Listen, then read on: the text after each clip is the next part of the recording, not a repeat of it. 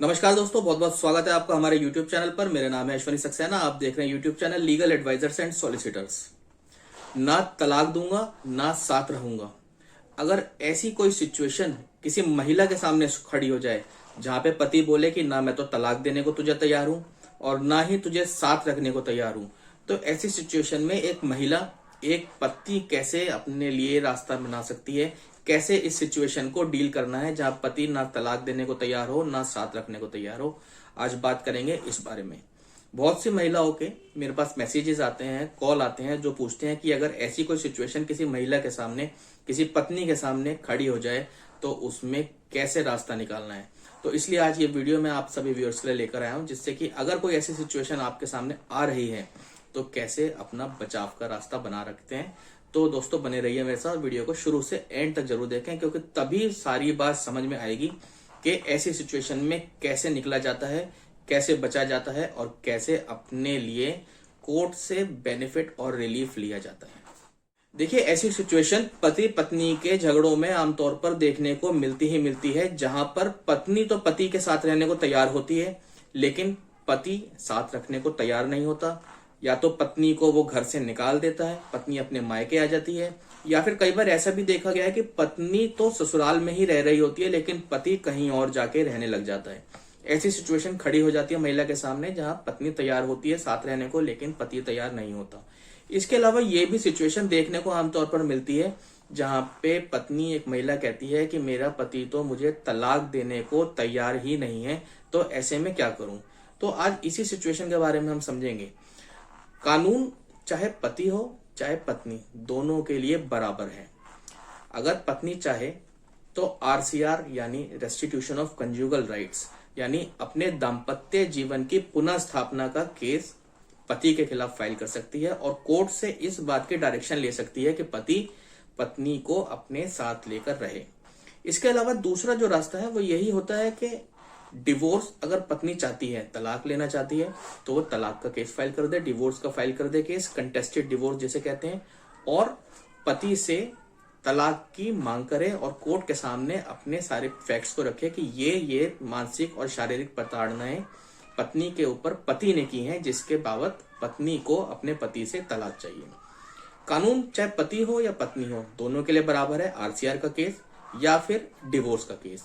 लेकिन बात यह आती है कि जहां किसी पत्नी को अपने पति से रिलीफ चाहिए और ऐसी सिचुएशन से बाहर निकलना है जहां पति ना तलाक देने को तैयार और ना ही साथ रहने को तैयार, तो एक महिला को उन्हीं दो कानून को अलग तरीके से डील करना पड़ेगा। कानून वही है लेकिन ऐसी सिचुएशन में एक महिला को उन कानूनों को अलग तरीके से डील कर ही अपने बचाव का रास्ता निकालना पड़ेगा। अब उन्हें डील कैसे करना है उसको समझते हैं। अब देखिए, जब पति पत्नी के बीच में कोई विवाद चल रहे होते हैं और वो कोर्ट तक पहुंच जाते हैं तो वहां चल रही होती है एक ईगो की लड़ाई, एक अहंकार की लड़ाई और जिद की लड़ाई। ये भी एक तरीके की जिद ही होती है कि ना मैं तलाक दूंगा ना साथ रहूंगा और तुझे बस लटकाए रखूंगा। अब ऐसे में इस सिचुएशन में जिस जिद में, जिस अहंकार, जिस ईगो में पति होता है, उसी से हमने फायदा लेना है। अपने केस में उसी से बचाव का रास्ता निकालना है। शुरुआत में अगर ऐसी कोई सिचुएशन महिला के सामने है, महिला इस सिचुएशन से पीड़ित है, तो उसे शुरुआत में ना तो आरसीआर का केस फाइल करना है साथ रहने के लिए और ना ही तलाक का केस एकदम से फाइल कर देना है अलग होने के लिए। सबसे पहले पति के खिलाफ मेंटेनेंस का केस फाइल करें। जी हाँ, ये बहुत जरूरी है। सबसे पहले मेंटेनेंस का केस फाइल करें, क्योंकि जब शुरुआती दौर में पति और पत्नी के बीच में विवाद होते हैं तो इस तरह की बात भी सुनने को मिलती है कि इसको ना तो मैं 1 रुपया दूंगा, ना इसे मैं साथ रखूंगा और इसे सारी जिंदगी ऐसे ही परेशान करूंगा। ये बात कहनी बहुत आसान होती है, लेकिन जब कोर्ट के जरिए मेंटेनेंस के ऑर्डर पास हो जाते हैं पति के खिलाफ और पति से कोर्ट मेंटेनेंस की मांग करती है, एग्जीक्यूशन केस फाइल होते हैं और कोर्ट तरह तरीके के ऑर्डर से, फिर चाहे वो अरेस्ट का ऑर्डर हो पति के खिलाफ या फिर कुर्की का ऑर्डर हो, अटैचमेंट का ऑर्डर हो, कोर्ट अपने तरह तरीके के ऑर्डर से जब पति से मेंटेनेंस की मांग करती है कि सबसे पहले मेंटेनेंस पत्नी को दो, उस समय हस्बैंड के ऊपर एक प्रेशर मैकेनिज्म बन जाता है और वही सही समय होता है एक पत्नी के लिए इस सिचुएशन से बाहर निकलने का जहां पति ना तलाक देने को तो तैयार होता है और ना ही साथ रखने को तैयार होता है। अब कैसे उस समय में प्रेशर मैकेनिज्म को इस्तेमाल करते हुए इस सिचुएशन से बाहर निकलना है, इसको समझते हैं। अब देखिए, प्रेशर मैकेनिज्म का मतलब ये बिल्कुल भी नहीं है कि आप अपने पति के पीछे डंडा लेके पड़ जाएं, कि जिद पकड़ लें कि नहीं भाई तू कैसे भी करके हमारे प्रेशर में आके हमारी बात मान। इसका मतलब ये बिल्कुल नहीं है। इसका मतलब ये है कि पति के अगेंस्ट जब मेंटेनेंस का ऑर्डर पास हो जाता है तो उसके माइंड में, उसके दिल में, दिमाग में, हर जगह एक ये बात बैठ जाती है कि अब मुझे अपनी वाइफ को खर्चा देना है। और पति इस बात में उलझ जाता है, इसमें लग जाता है कि कैसे भी करके मेंटेनेंस का ऑर्डर जो है वो खत्म हो जाए और पति को, अपनी पत्नी को खर्चा ना देना पड़े। सारा दिमाग, सारी सोच पति की इसमें लग जाती है कि कैसे भी करके मेंटेनेंस का ऑर्डर जो है वो खत्म हो जाए और मेंटेनेंस पत्नी को ना देनी पड़े। अब इस सिचुएशन में महिला ने क्या करना है? या तो मेंटेनेंस के केस में उस केस को मीडिएशन में भिजवाएं। सबसे पहला रास्ता यह है, मीडिएशन में भिजवाएं, मध्यस्थता केंद्र में भिजवाएं। वहां पर बैठ के दोनों पार्टीज, पति और पत्नी, बात करें कि अगर इस चीज से बचना चाहते हैं मेंटेनेंस से, तो अपनी बात रखें कि या तो मुझे साथ रहकर रखें। अगर मैं साथ रहना चाहती हूँ, पत्नी साथ रहना चाहती है, तो अपनी बात रखे कि पति पत्नी को अपने साथ लेकर रहे। उससे क्या होता है कि पति के दिमाग में भी ये बात आती है कि अगर पत्नी को मैं साथ लेकर रहूंगा अपने, तो ये मेंटेनेंस जो मुझे पत्नी को हर महीने देनी है उससे मैं बच जाऊंगा। इसका मतलब पत्नी या तो अगर साथ रहना चाहती है तो मीडिएशन में ये बात अपनी रख सकती है कि भाई या तो तुम मुझे साथ लेकर रहो, और अगर पत्नी साथ नहीं रहना चाहती, अलग होना चाहती है, तो ये वाली बात भी वहां पर रखी जा सकती है कि भाई आप दोनों रजामंदी से अलग अलग हो जाते हैं, डिवोर्स ले लेते हैं, वन टाइम एलिमोनी लेके इस मामले को खत्म करते हैं। ऐसी सिचुएशन में हस्बैंड के माइंड में क्या होता है कि अगर मैं इसको साथ लेकर रहने लगा या फिर म्यूचुअल के जरिए हमने डिवोर्स ले लिया, तो जो मेंटेनेंस का ऑर्डर हुआ है, जो मुझे लाइफ टाइम हर मंथ अपनी पत्नी को मेंटेनेंस देनी है, उससे भी मैं बच जाऊंगा। यहां पर चांसेस बहुत ज्यादा होते हैं कि महिला की बात को हस्बैंड और हस्बैंड की तरफ से जो भी अपियर हो रहा है उसमें कंसेंट मिलती है, साथ रहने की भी मंजूरी हो जाती है, अगर अलग होना है तो अलग होने की भी मंजूरी हो जाती है। इसलिए सबसे पहले मेंटेनेंस जरूर अवॉइड करवाएं, और अवॉइड करवाने के बाद फर्स्ट अटेम्प्ट ये लें कि मीडिएशन में जाके मैटर को सॉल्व करने की कोशिश करें। अब दूसरा क्या अटेम्प्ट है, अगर मीडिएशन में मैटर सॉल्व नहीं होता तो कैसे इस सिचुएशन से बाहर आ सकते हैं, अब उसके बारे में बात करते हैं। देखिए, अगर मीडिएशन के जरिए कोई सेटलमेंट नहीं हो पाता तो उसके बाद आप कोर्ट से एग्जीक्यूशन फाइल करके अपने मेंटेनेंस के एरियर्स की मांग करें। यानी जितना मेंटेनेंस का पैसा पति ने अभी तक नहीं दिया है महीने दर महीने का, वो सब पैसे की मांग करें।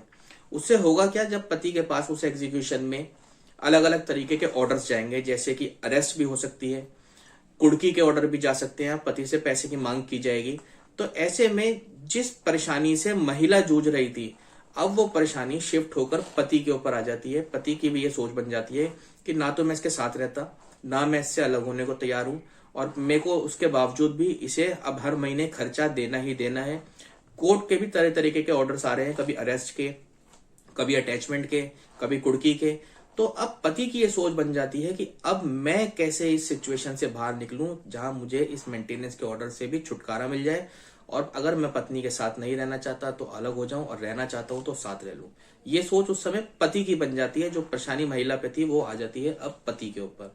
यही सही समय होता है जब पत्नी जो भी रिलीफ चाहती है, अगर साथ रहना चाहती है तो आरसीआर का केस फाइल करे, या अगर अलग होना चाहती है तो कंटेस्टेड डिवोर्स का केस फाइल करे।